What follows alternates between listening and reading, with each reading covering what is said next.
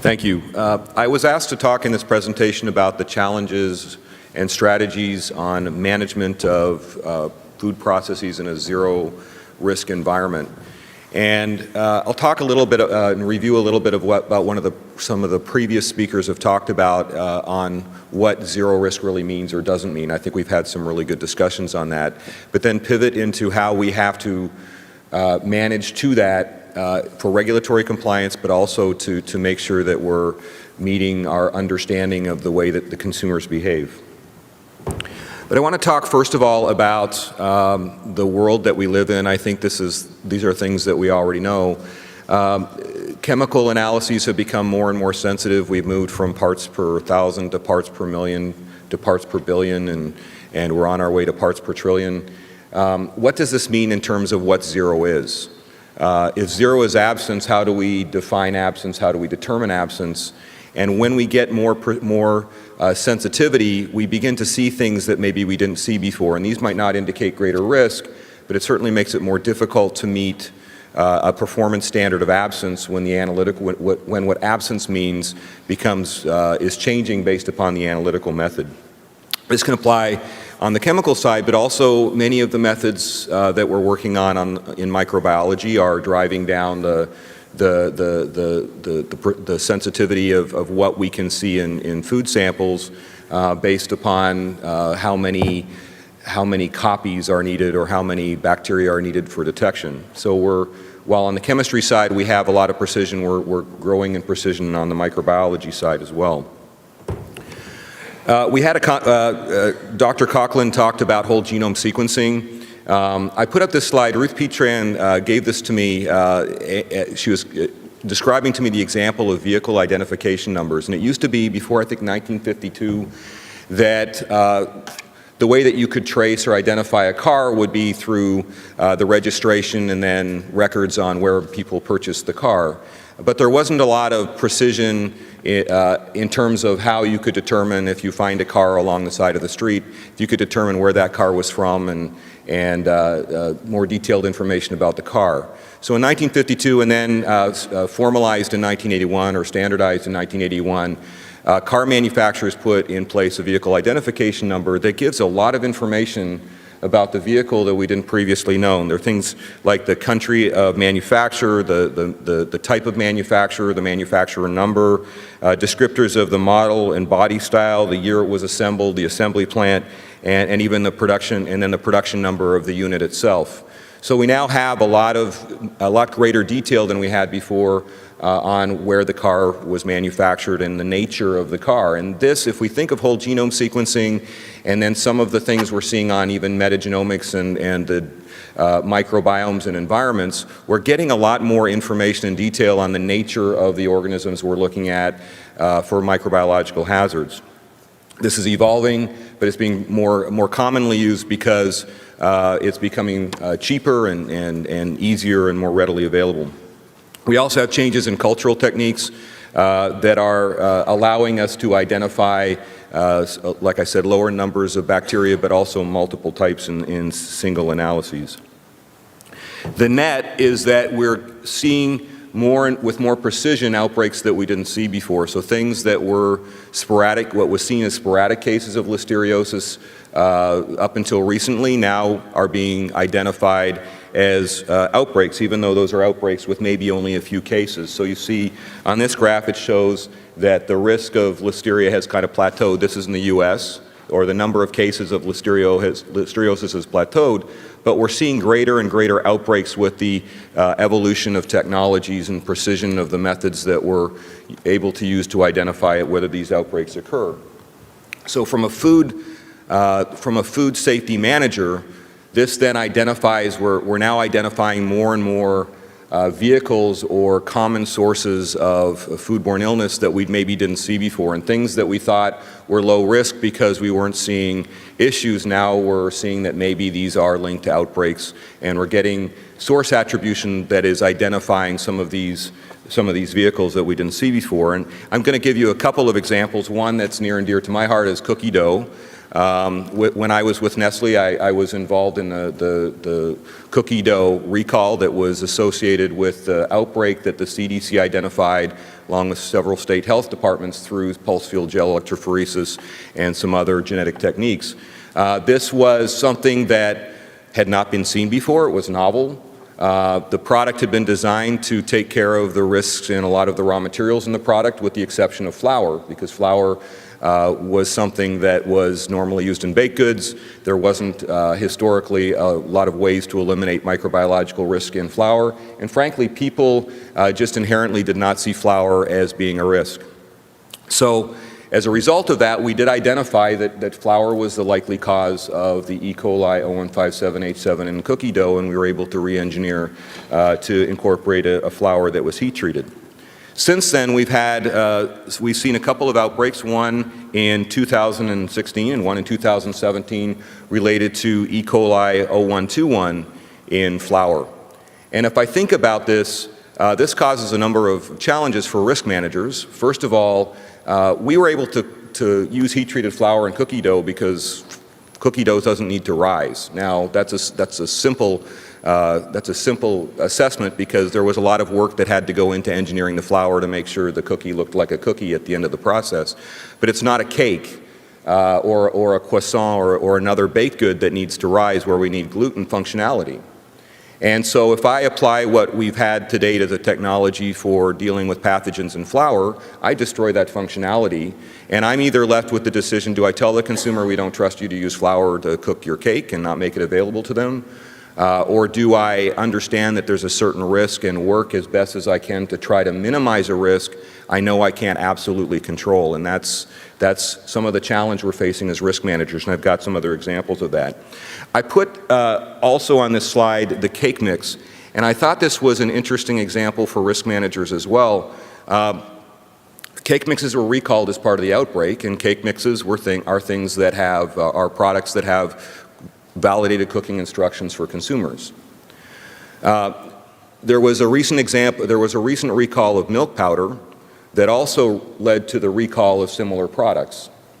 And as a risk manager, this makes things challenging. In my HACCP study, I look at consumer use, and I design my product accordingly, and likewise, I design the way that I manage the risk related to my raw materials. In the milk powder case, I may have assumed that it was low risk because anyway the consumer was going to cook my product, and so I wasn't evaluating that milk powder manufacturer for salmonella control with the same stringency I would if I was using milk powder in a cold beverage mix. And that causes some challenges, because if there's a recall from that milk powder manufacturer, there's a recall of the flour manufacturer, I'm now included in the recall because I don't have my own control measure in place. I'm relying on the consumer. That changes the whole way that I have to do my raw material risk assessment, because now I'm not just assessing the consumer behavior or how the product's being used. I'm having to assess what are the implications if one of these suppliers fails, if the raw material fails.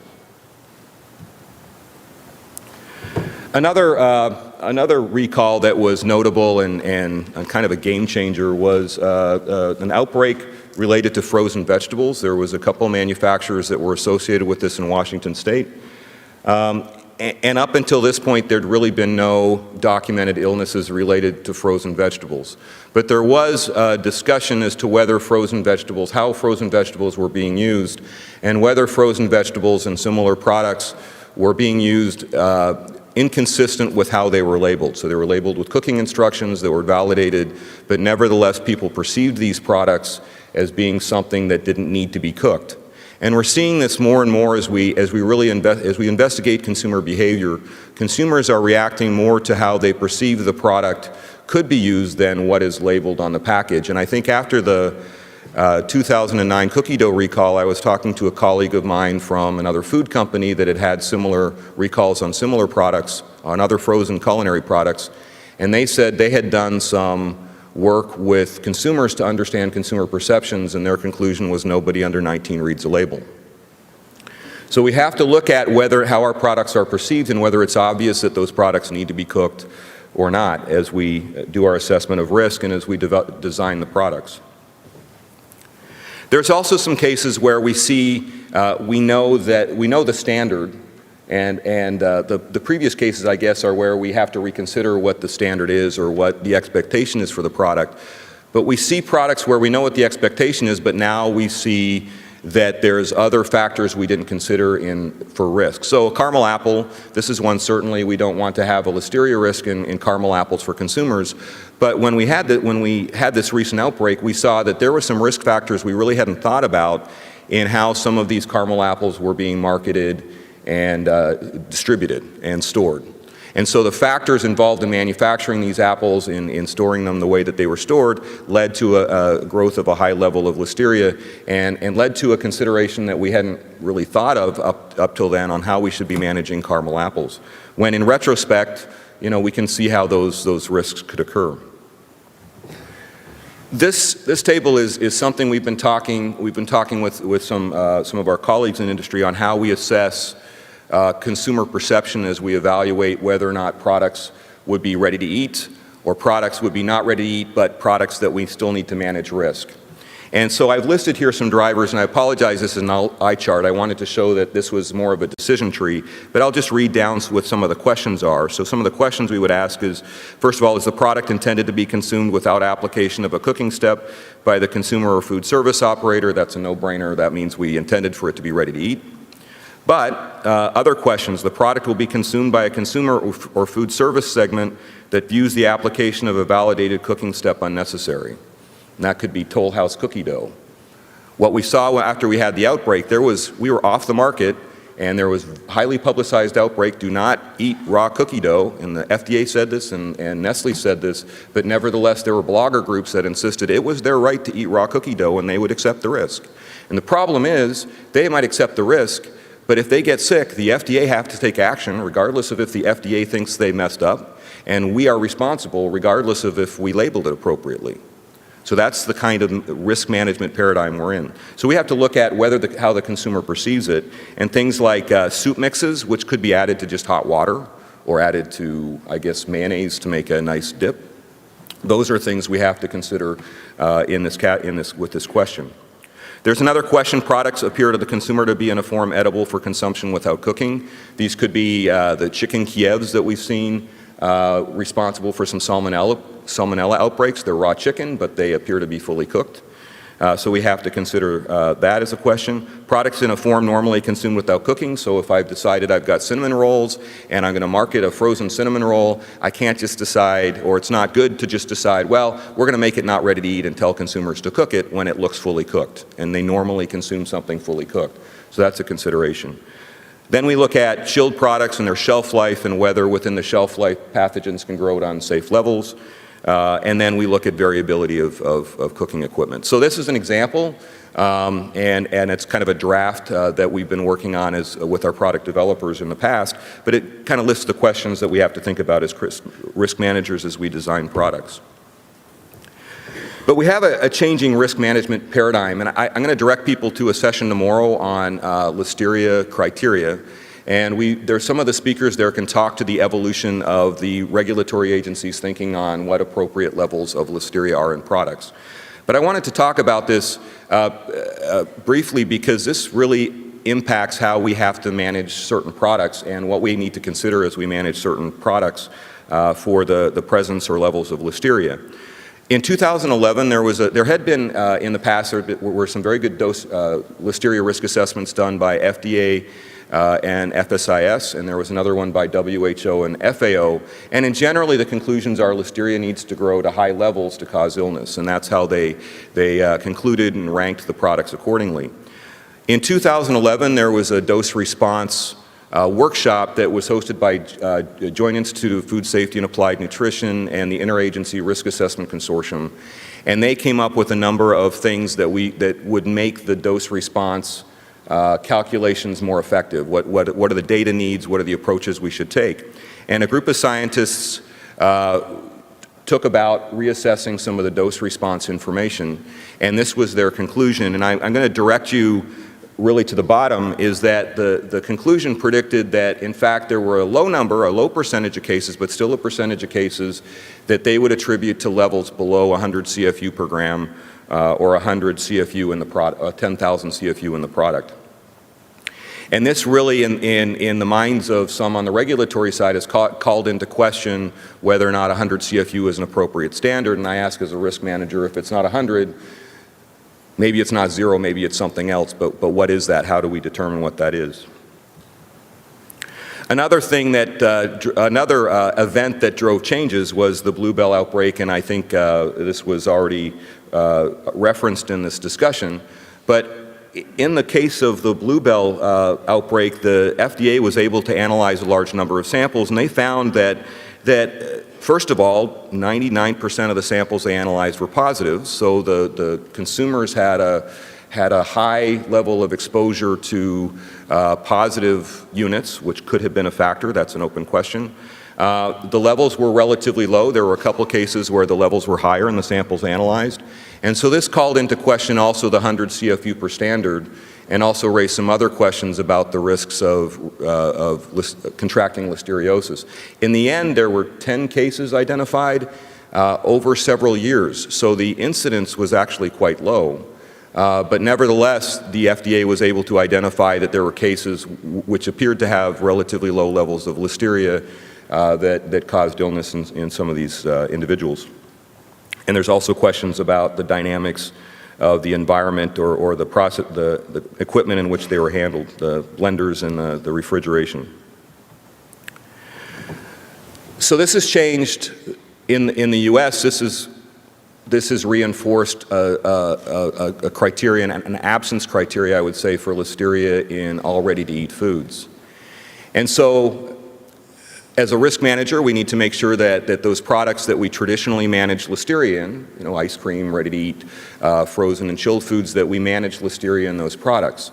But there's also an expanding paradigm here in that now we're seeing issues with dry products. And technically they're ready to eat too, but we never in the past really focused on listeria management in dry products. This was not something that we would spend time managing it in the environment. We would manage water.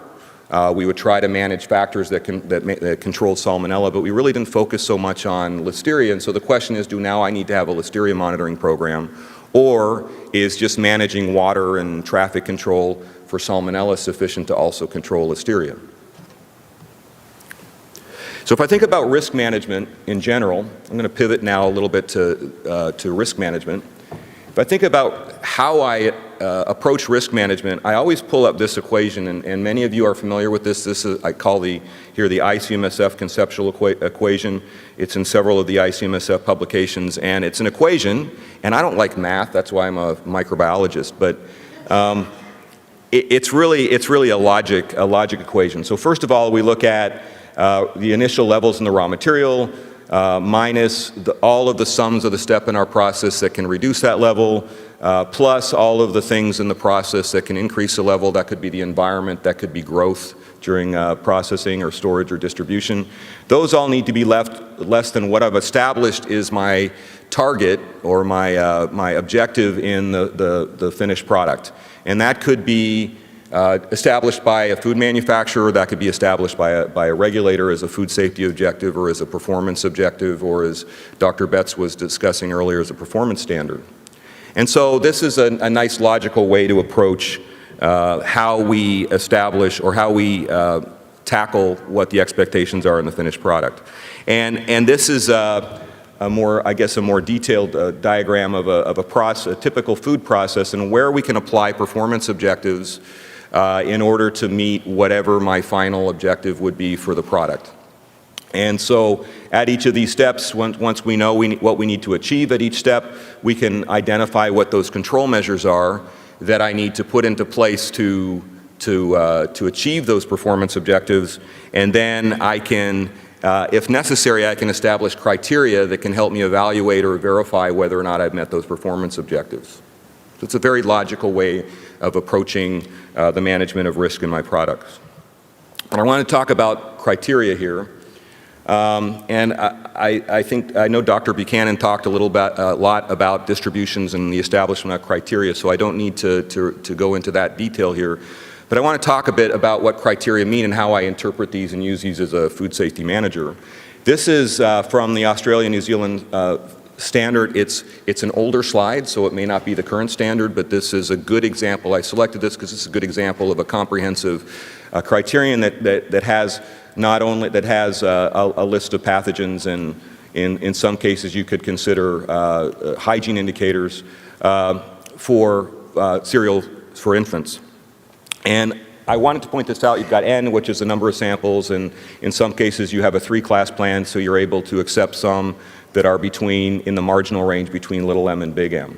And then you have your hygiene indicator of total plate count in this case. So it's a good example of a criterion. So we know, though, that criteria are not, the testing of products and testing of raw materials by themselves are not sufficient to manage risk. And certainly they're not sufficient to see if the product is free of the pathogen that we're looking at or is within spec for our hygiene indicator. And this is a statistical table from ICMSF that shows what the probabilities of acceptance are of various lots with various proportions of defective units. So if you look, and I don't know if I'll try this one, it's closer. Okay, so if you look at 5 samples, remember the Australia-New Zealand sampling plan was 5 for Listeria and 5 samples for Clostridium perfringens and Bacillus cereus in this case. So let's look, what did I do? Okay, I'm not technologically literate here. So with those 5 samples, if I have 10% defective, 1/3 of those lots I'm going to reject, 2/3 I'm going to say they're okay because I didn't see the defective units.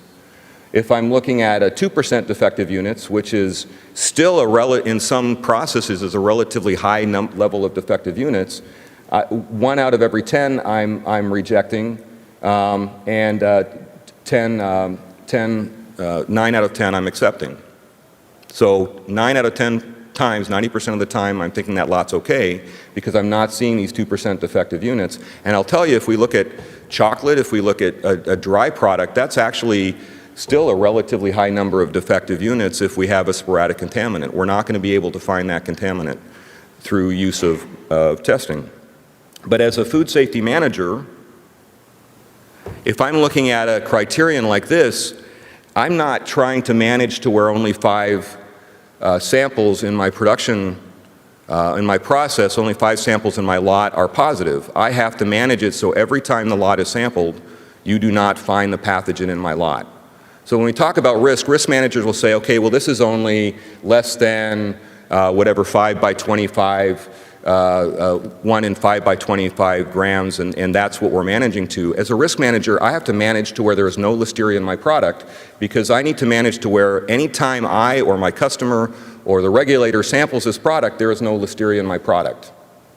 So as a risk manager, that's the only option I have. Now I can choose a sample size that has the stringency with which I want to verify whether or not I've achieved that based upon various factors like the likelihood and the distribution. But I need to make sure that every time, particularly if I have an absence criteria, every time I'm achieving this, and how do I do that? There'll be some discussion tomorrow on the various standards for Listeria, so I won't dwell on that, but just to say that we also have some complexity when we have standards that vary from country to country. So sometimes, right now we have, and Listeria is not the only example, I'm going to talk about pesticides as an example in a minute, but we have several examples where there's inconsistency, and this can cause some challenges also in managing risk, particularly if we have a supply chain that is multinational. There's other considerations when we establish and interpret criteria. It's whether or not the sampling plan can really differentiate acceptable from unacceptable lots, and I talked about that if we've got a low level of defective units. We have to look at the distribution within the lot. It may be unevenly distributed, and maybe sampling can capture that contaminant. We need to look at whether or not I can even afford to sample enough units to give me confidence in the absence or the management of that hazard, and then also need to look at the history of consistency and compliance. And the net of that is not that microbiological testing is not useful. It is useful, but it is not a control measure. What we have to rely on is an understanding of the hazard and an understanding of the product and process to see where we need to control risk. And then we have to rely on our management of those controls and verifying those controls. Whether or not I can do sampling on finished product practically, I still have to rely on those control measures because that's really where I can have confidence that I'm controlling risk, whether it's a zero risk environment or not. And so the next slides, I'm not going to go into detail, but these are just a summary of some of the big bucket areas, I guess, that you would see in any Listeria guidance or Salmonella guidance that's available through industry associations or in publications or through the FDA or FSIS. You need to have validated processing steps if those are required for safety. You might have process formulation controls. You need to make sure you identify sources of contamination so you can eliminate them in your cleaning and sanitation program that uses appropriate chemicals.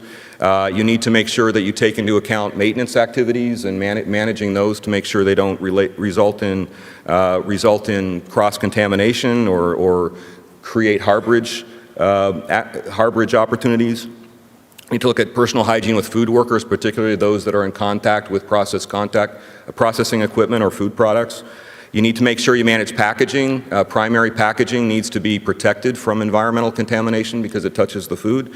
You need to make sure that if there's factors in storage and distribution that can cause risk, if it's a perishable product in particular, that those are managed. You need to look at operational issues such as humidity and moisture control, air quality and ventilation, zoning, traffic patterns in the factory. So there's a lot of process-related controls, but then also just making sure you account for side processes such as rework, management of inedible material, and that you don't have niche environments where pathogens can avoid cleaning and sanitation processes. And also you need to have an effective program to verify environmental controls as well as controls in your product and process. But I want to talk now a little bit about produce because I come from, up until a few weeks ago, a manufacturing operation. And we had some processes that were similar. If you look at confections, if we have a chocolate factory and we're bringing in cocoa, the supplier might manage some of that risk.